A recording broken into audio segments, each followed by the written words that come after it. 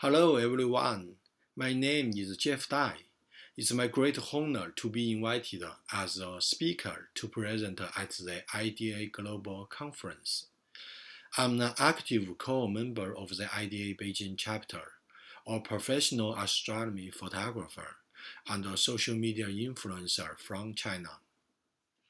My topic today is using astrophotography and media to protect the night sky. I started my astrophotography career in 2011, and since then, I traveled around my country and the world to capture the unique natural and historical landmarks at night. For example, the Great Wall of China, air glow ripples above the Himalayas, Milky Way above the Yellowstone National Park, and in Iran, the Alamut at night. I also like to chase the astronomical events, such as the meteor shower, total solar eclipse, and the aurora boreals. But I didn't start my dark sky protection career until July of 2015, when I met Mr. Wang Xiaohua in Lhasa, Tibet. Mr. Wang is the founder of IDA Beijing and the Starry Sky Project of China. He extends my love of starry night to protection of the dark sky, and I start to try to use my own photos to call people's attention to light pollution as a threat to the starry sky. For example, the change of the lights at Gangdam Monastery, Tibet. On the left of the slide is a photo from 2015, and on the right was taken only 3 years later. The stars disappeared when the monastery lighted up. This is a view from the city Fulin. The light pollution blocked the Milky Way over the head and became visible only far away from the city. Here in Thailand, covered in a blanket of low lying clouds, the town is heavily illuminated by LEDs at night. Light pollution affects our ecosystem as well. The image shows hundreds of mosses were attracted by the street lamp in Thailand. I think timing is very important. I run online account on many social media platforms, so I don't only take the photo but also share them with the public. The result depends not only on the photo's quality, but also the timing. The right timing is also critical. The message can be amplified by utilizing festivities such as Earth Day, Earth Hour, International Dark Sky Week, and International Day of Light. Here are some examples. May 16th is the UNESCO International Day of Light, so I published my photo Turn on the Night by trying to understand better and in the future to better reduce light pollution. The images was taken at a potential dark sky place at Kaihua County in Zhejiang province of China. During the pandemic, everyone stayed at home. IDA and the World at Night called the public to share the night sky from their home with the tag Night Sky at Home and the tag Look Up Together. So I tried to contribute my effort. I took a photo of the full moon in spring from my home. It reminded me of a famous Chinese poem by Li Bai. The moon looks brighter when the view in from the home. I also make a video as a tribute to the International Dark Sky Week. Please have a look.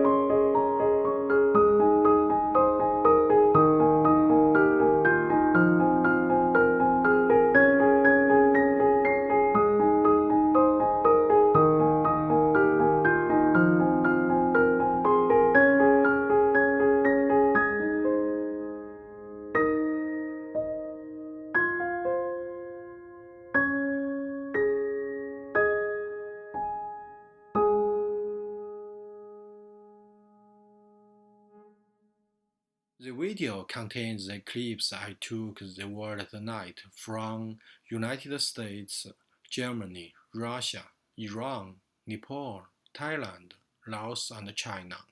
I try to combine the night sky and the human elements together, reminding people that even you have to stay at home tonight, but the night sky comes to you. Let's look up and celebrate the night sky together. Take the right timing and share it at the right place and the right time. It helps us a lot. These photos were also selected as the NASA Astronomy Picture of the Day and featured on the IDA Instagram page. With these platforms, the messages were widely spread. Not only myself, but IDA Beijing also work well on special days, such as the Earth Hour on March 24th. We have a collaboration with WWF, the World Wildlife Fund, since 2018.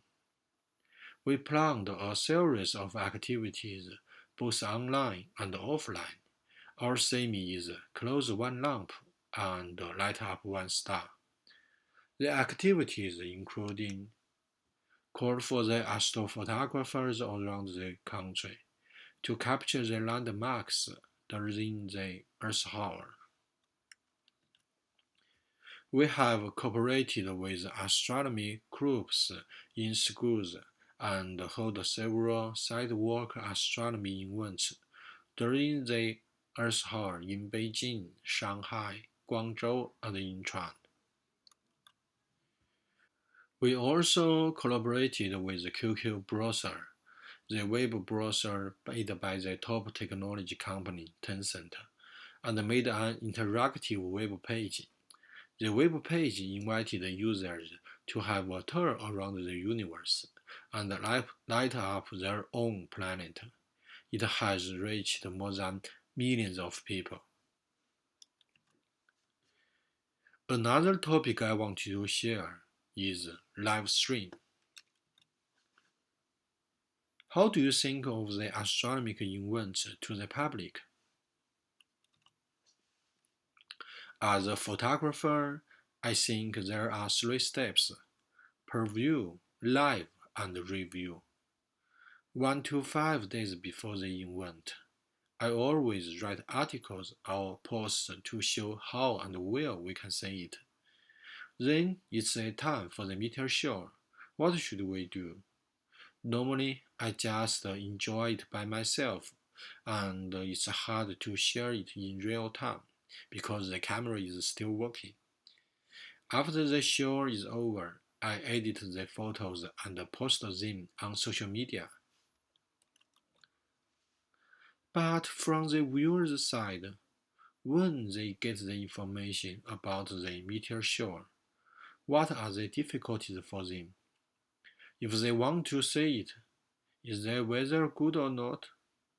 Do I have the time to go out?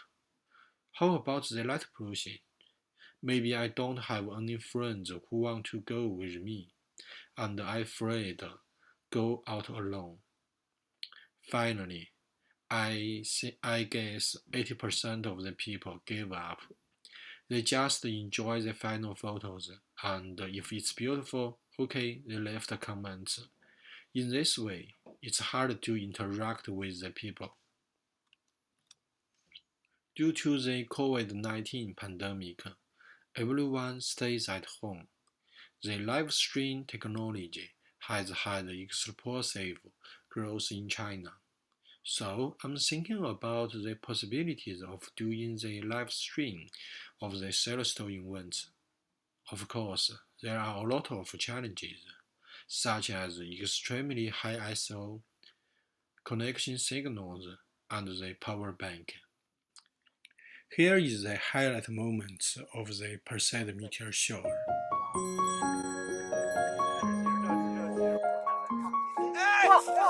好亮啊！哎呦哇，这个好亮啊！好亮！你看，陈国泰东呢就派出了，哎，又有一颗，又一颗，右边的，右边的，这故事讲不下去了，讲不下去了。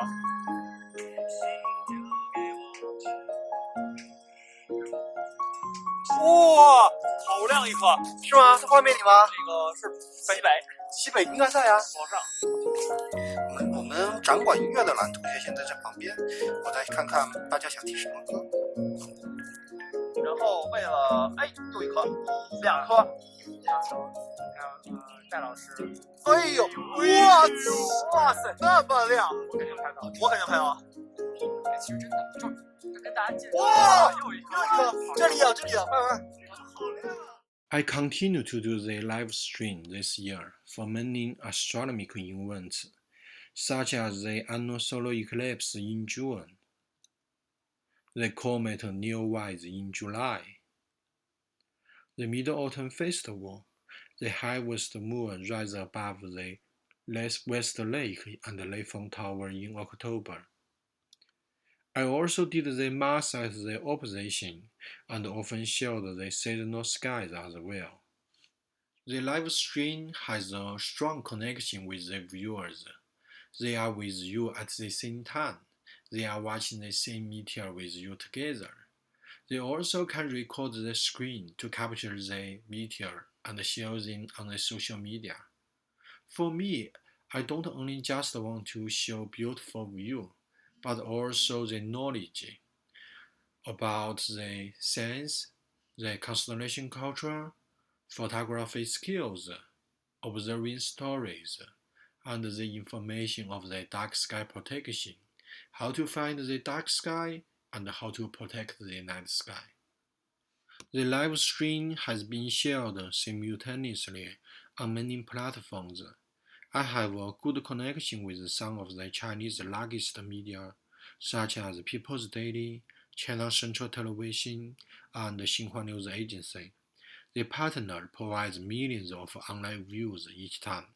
For the Perseid Meteor Show, there are more than 15 million viewers at the peak night. I get 200 direct messages after the live stream of the Perseid Meteor Show. They told me that they make wishes, they fell in love with astronomy, and they learn a lot of knowledge from the live stream, and want to go out to have a look in the future. The live stream technology is a new, powerful way to share the value of the night sky. The events made the public realize that the night sky's beauty and encourage them to seek out the stars themselves. I also highly commend the smartphone astrophotography technology. In my opinion, the beauty of the astronomy is not only seen by the naked eye, but also with the pleasure of the astrophotography. In the past few years, I have to use the DSLR. It's heavy and expensive, but with the fast development of the smartphone technology, now everyone takes photos with smartphone, and with some special mode, we can capture the night sky easily. Here are some examples. Here is the view of the full moon, conjunctions, the Milky Way, and the star trails. The key point is using the Pro mode and the Star Trails mode to modify the setting of the ISO, shutter speed, and focus. One example that touches me a lot is the Moon and Venus conjunction on April 26. More than 15,000 people commented on my post. They took photos using smartphones and shared with me on social media. I wrote an article about smartphone astrophotography in the 2019 August issue of Sky and Telescope magazine. The editor added these words to the article. We are on the cusp of a new revolution in astrophotography. Much like the digital revolution of the CCD technology overtook film as the popular media for picture taking. Coastal astrophotography is about to change forever. The device that is driving this challenge is probably in almost every reader's pocket at this very moment, a smartphone. With the new technology of a live stream and smartphone, I think astrophotography is an excellent way to get the public interest of astronomy and help them to open their eyes to the starry night. I believe that some of these followers will be the dark sky defender in the future. As a work of IDA Beijing, we will get more support from them. We didn't utilize the IDA Beijing chapter platform very well in the past few years, while collaborating with another NGO. But not too long ago, 4 core members of the Beijing chapter come together and decide to reform the chapter and to run it in a totally new way in the near future. We are looking forward to a better dark sky protection movement in China. This concludes the presentation. Thank you for your watching. You can follow me on Facebook and Instagram.